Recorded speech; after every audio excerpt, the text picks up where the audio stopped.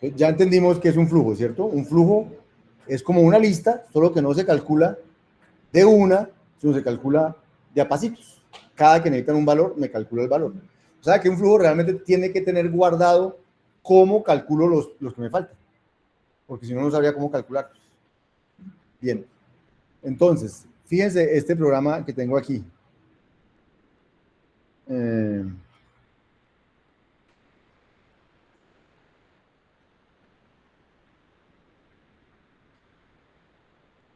Defino esta expresión.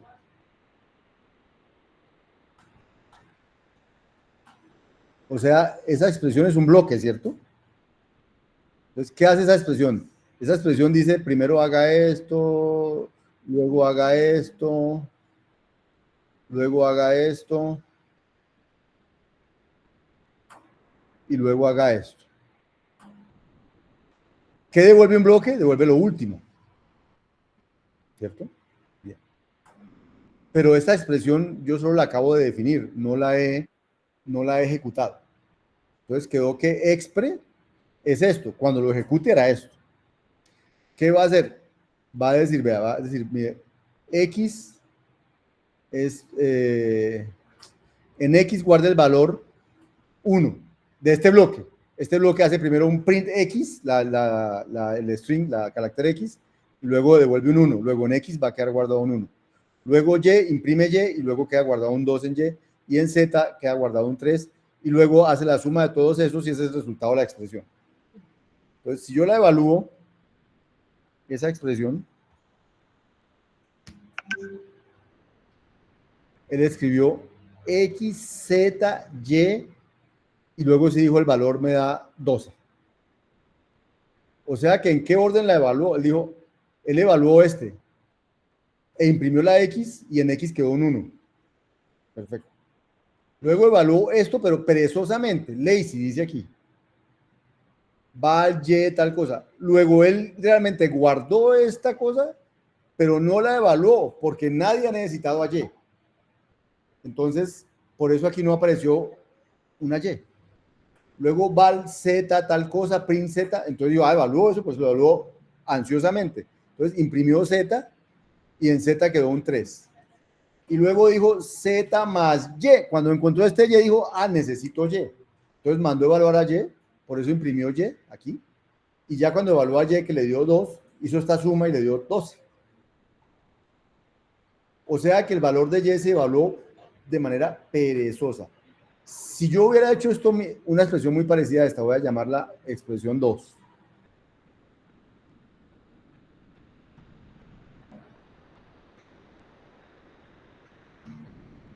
Muy parecida, solo que aquí no uso a Y. Uso X más Z más Y más D más eso. Entonces, la expresión 2 es esa. Y la mando a evaluar.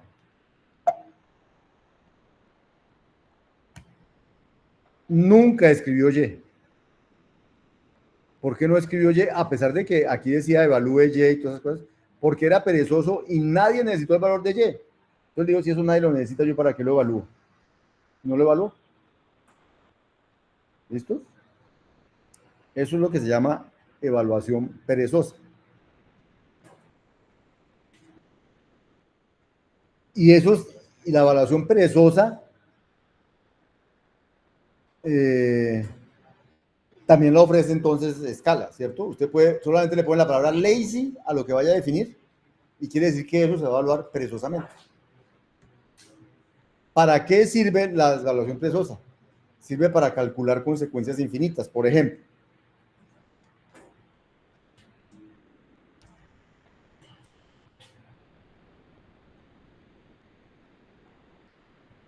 Voy a crear una lista de todos los enteros desde el número n. Es una lista perezosa que empieza en n y continúa con el resto de enteros desde n más 1. Si yo hiciera esa definición con listas, ¿qué pasaría? Bueno, yo hago con lista, la puedo hacer. O sea, yo puedo hacerla con lista. Me podría decir def, voy a llamarla end, desde n2 puntos int Voy a hacer lo mismo, pero con listas. Devuelve una lista de enteros. ¿Y qué es lo que hace? Hace n cons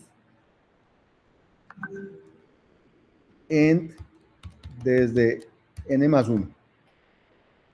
Yo puedo definir eso y quedó bien.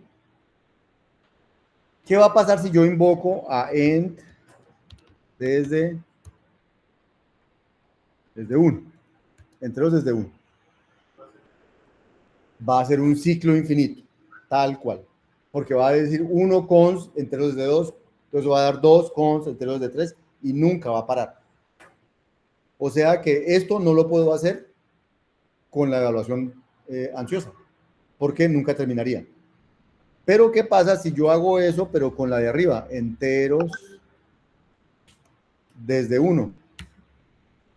No se quedó en un loop. Ahí tengo todos los enteros. No termina nunca. Quiero saber en esa lista, bueno, entonces voy a guardarla. Voy a guardarla en alguna parte para poder usarla. Val L. Enteros desde 1. Si yo digo quién es L, pues dice, ahí no. Pero yo no quiero saber cuál es el décimo elemento de esa lista. El número 11. Ahora le digo quién es L. Con eso. Si yo le quiero saber cuál es el elemento que hay en la posición 1.000.000, voy a poner más chiquita, 1000, la posición 1000. Es el 1001. ¿Quién es L? Ahí están todos. Y le puedo preguntar el de cualquier posición. O sea, en L tengo todos los enteros. Eso no lo puedo tener nunca en un lenguaje que no tenga evaluación perezosa. Porque no podría tenerlas. Ahora, es probable que le pida el que está en la posición 1.000.000.000 y me diga que la memoria no le alcanza para tener todo eso. Pero va a tratar de calcular. Porque para él no hay límite. Esta lista no tiene límite. Él tiene cómo calcular el siguiente. Siempre tiene cómo calcular el siguiente. ¿Listo? Esas listas no se pueden tener en evaluación ansiosa. Entonces, ¿para qué serviría tener todos los enteros? Entonces, yo quisiera calcular, por ejemplo, todos los números primos. Todos los números primos. No solamente los primos desde hasta el 10 o hasta el 15 o hasta el 200 o hasta el 10.000, sino todos los números primos. Todos. Entonces, miren lo que voy a hacer. Voy a hacer una función. Nosotros ya vimos una función que calculaba todos los primos. No recuerdo, pero vamos a verla. Vamos a usar un método, no sé si lo vimos alguna vez aquí o no. Vamos a hacer un método que usaba Eratóstenes para calcular los números primos. ¿Lo vimos alguna vez aquí o no lo hemos visto? Entonces les voy a contar. Eratóstenes para calcular todos los números primos hacía lo siguiente. Él decía, bueno, empecemos con el primer número primo, el 2. Entonces, después del 2, todos los números después del 2 serían el 3, el 4, el 5. Escribo todos los números después del 2. El 6, el 7, el 8, el 9, el 10, el 11. Bueno, y así sucesivamente. Digamos que aquí están todos los números primos desde el 2 en adelante. Todos los números que digo desde el 2 en adelante. Yo sé que el 2 es un número primo, ¿cierto? Entonces, yo lo voy a marcar. 2 es un número primo. Entonces, como 2 es primo, yo puedo eliminar de esa lista todos los que divida 2. Porque esos ya no son primos. Si 2 divide alguno ahí, esos no son primos porque ya lo divide alguien. Entonces, ¿a quién puedo quitar? Al 4, al 6, al 8, a todos los pares. Entonces los quito y aquí me queda una lista infinita de números todavía. Los que no son divisibles por 2. El primero que me queda de ellos es el 3. Entonces el 3 tiene que ser primo. Porque es el primero que no era divisible por los anteriores. Entonces tiene que ser primo porque ya no era divisible por ningún anterior. Entonces el 3 es un número primo. Y entonces ahora voy a quitar los múltiplos de 3. El 6 ya lo había quitado, el 9 no lo habían quitado, el 12 y así sucesivamente. Y aquí me quedan, todos los que me quedan ahí son los que no son divisibles ni por 2 ni por 3. ¿Cierto? El primero que me queda tiene que ser primo. Eso es lo que hacía Eratóstenes. Y cribar es filtrar. Entonces iba filtrando de todos los que me quedan, entonces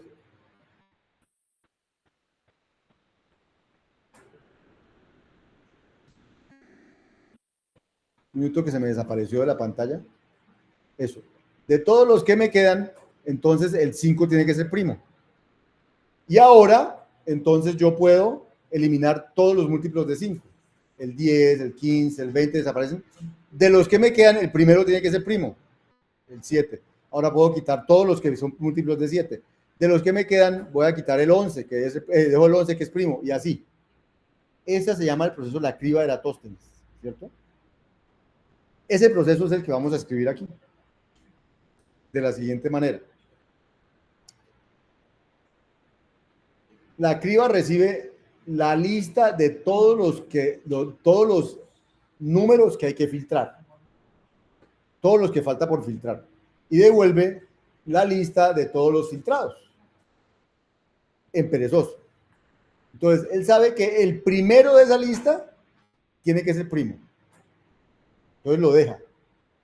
Y al resto de la lista le hace la criba. Dice, cribe la cola de esa lista, filtrándolo con los que no divida la cabeza. Yo sé que la cabeza es un primo, pero ahora al resto, filtrelos con los que no sean divisibles por él.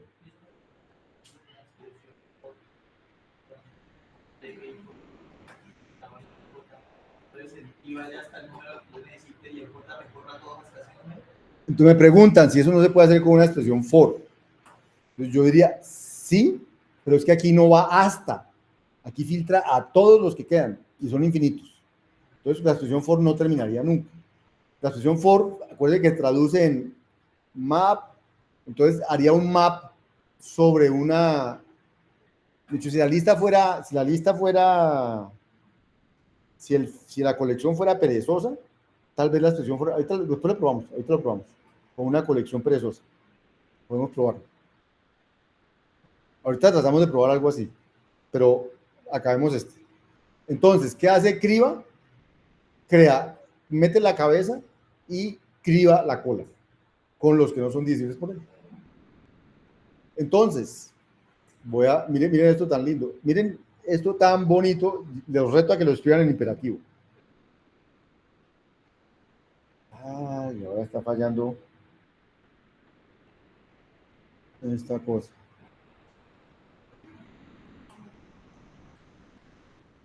Entonces, esa es la función criba.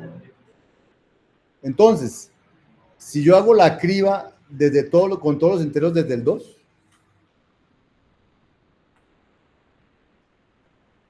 yo digo que esos son todos los números primos.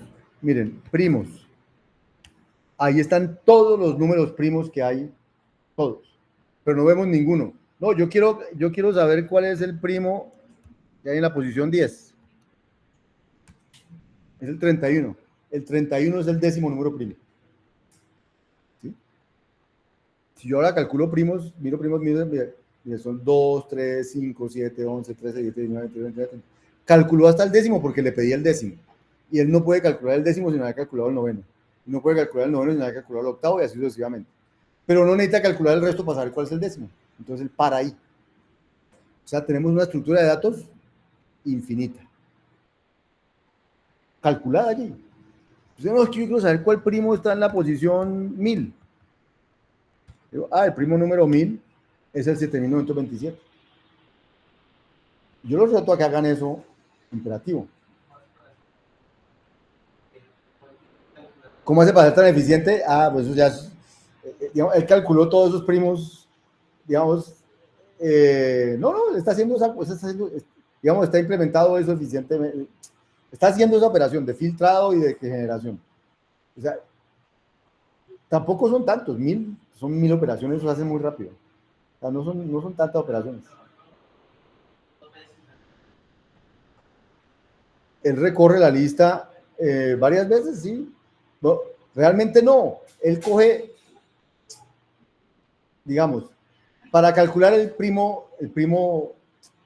para calcular el primo número, no sé, que pongamos aquí. Entonces necesita recorrer la lista. Si la lista no está lista, digamos, para calcular el siguiente, primo 11.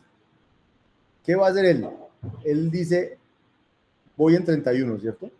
Y aquí están el resto de cosas que todavía él no las ha filtrado. Pero ya sabe que 31 es primo. Entonces, ¿qué va a hacer él? Empieza de aquí en adelante a mirar cuáles de estos va a votar los que divida 31. Y el primero que no divida 31, ese ya es primo. Y ese es el primo número 11. Pues ahí para. Él no acabó con el resto. Él llega hasta el primero que no divida ese. Él no calculó el resto. El resto no están calculados. Exacto. Parece iterativo. Parece iterativo. Va hasta el siguiente. Exactamente. Lindo, ¿no? Los reto a que hagan todos los primos, los calculen en 3 líneas con su lenguaje preferido. Aquí ni siquiera usé primo ni nada, no usé nada de eso. Solamente generé todos los números, los filtré por cuáles eran y ya. Hagan esto en su lenguaje preferido y me cuentan cómo les va.